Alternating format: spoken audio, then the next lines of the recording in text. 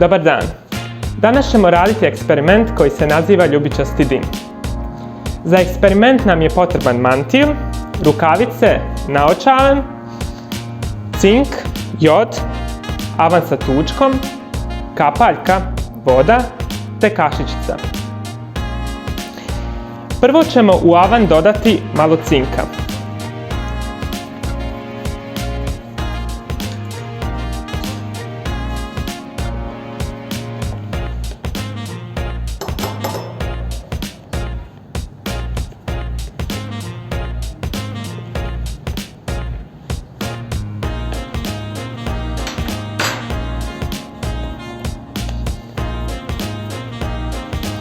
Zatim ćemo dodati malo joda.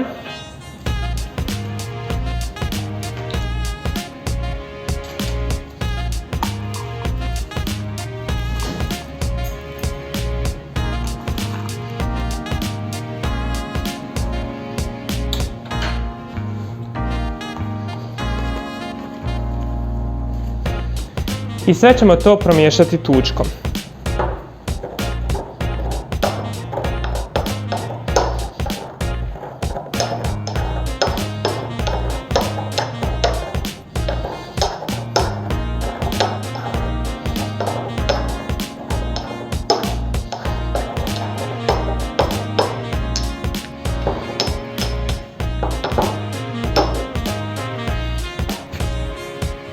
Zatim ćemo u kapaljku uzeti malo vode.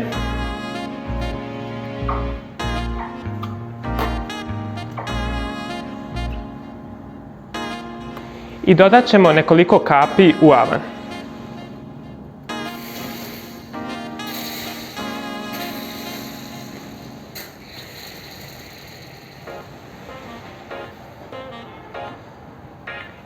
Kao što vidimo, reakcija je započela. Oslobođena je toplota, što znači da je reakcija egzotermna. Reakcija je između cinka i joda, u kojoj nastaje cinkov jodid, a ujedno to je sublimacija, odnosno prelazak direktno iz čvrstog stanja u plinovito. To jeste ljubičasti dim koji smo vidjeli, jeste plinoviti jod.